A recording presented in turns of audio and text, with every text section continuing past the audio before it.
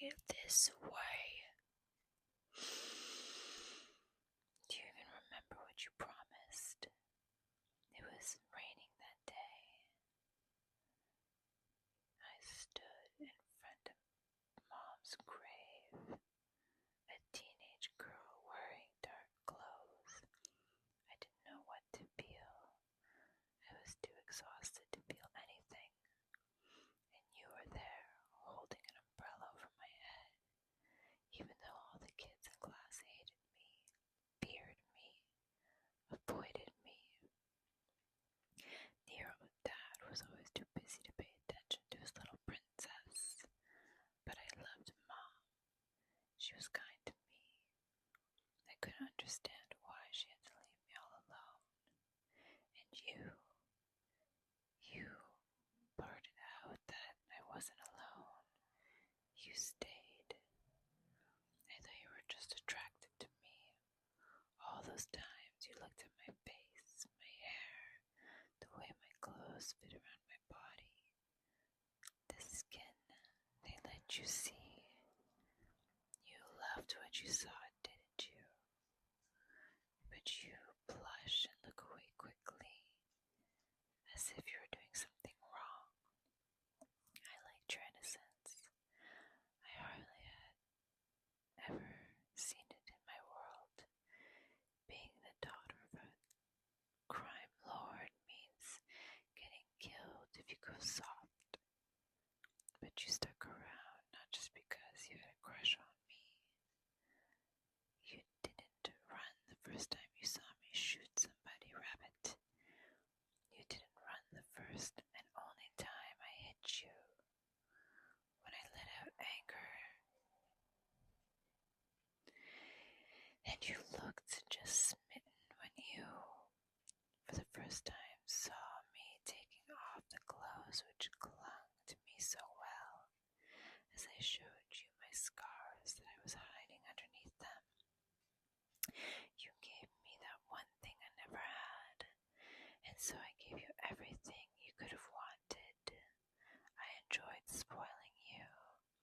You were my little rabbit, a silly little thing that decided he'd like the most dangerous monster in the forest. I loved you. I really did. You had it all. It's too late to apologize. If I scared you, you should have talked to me. But you decided you wanted me to suffer. And so, what did you do? What did you do, Rabbit? I asked. What did you do? Tell me, Rabbit. Yes, that's right. You ran away from me. I trusted you. I didn't want to keep you in a cage. I gave you as much freedom as you wanted. I let you roam freely in the city. I was so convinced I was the center of your world. You'd always come back to me. You promised you would stay. I trusted you. Do you have any idea how I felt when you ran? Look at me. If anyone has ever been in those chains, I'd have killed them by now. I don't tolerate betrayal. I don't tolerate disobedience. You're the only one I gave my heart to, and you threw it in a dumpster. 1 year, you mongrel. You hid from me for 1 year. You traveled halfway across the world to get away from me. Did you really think you were safe? That I wouldn't find you? I walked through the fires of hell to bring you back, through blizzards and thunderstorms and everything. There's no place in the universe that can shelter you from me.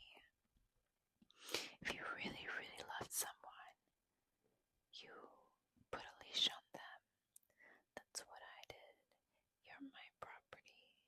I own you as much as I own the Porsches, the Dior, Chanel lying around in my place. You can never erase me from your life. I will always haunt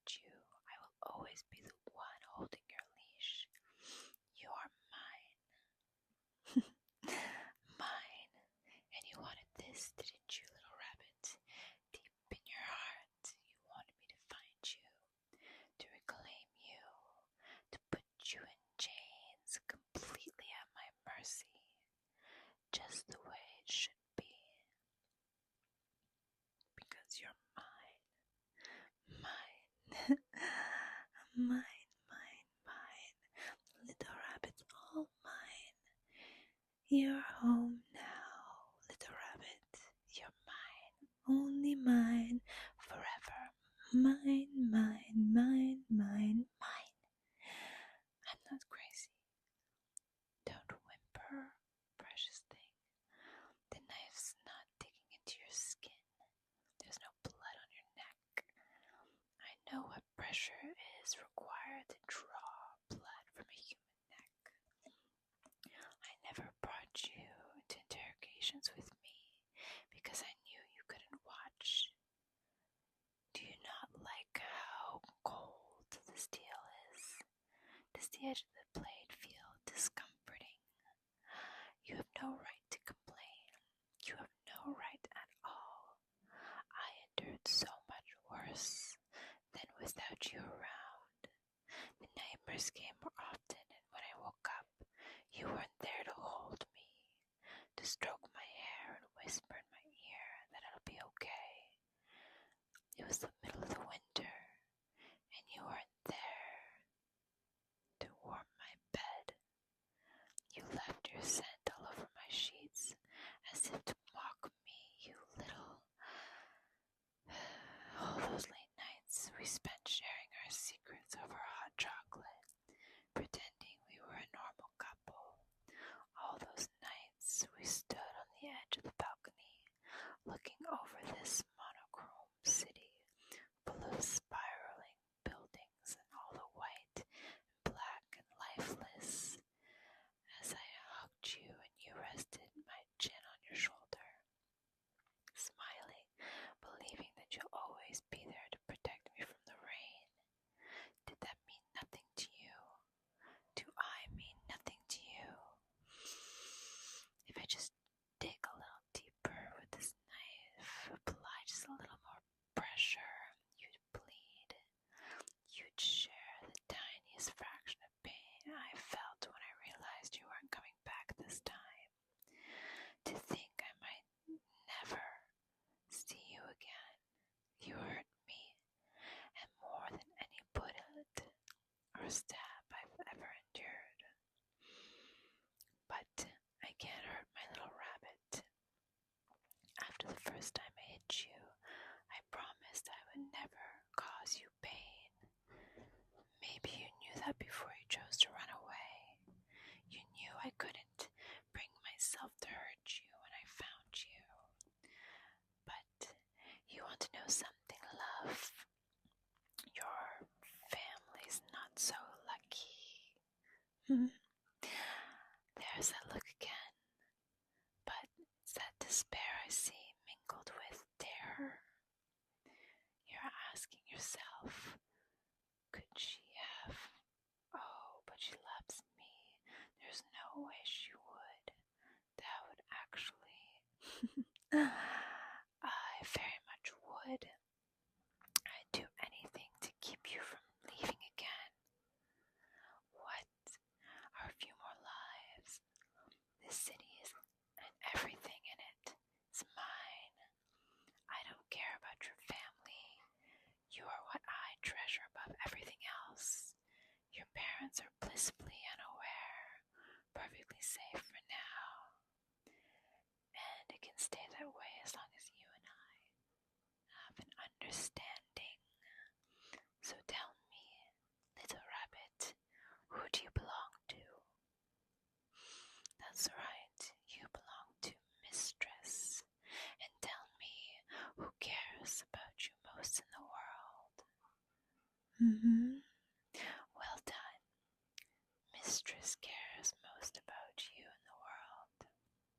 And will you ever hurt your caring, loving mistress again by running away from her?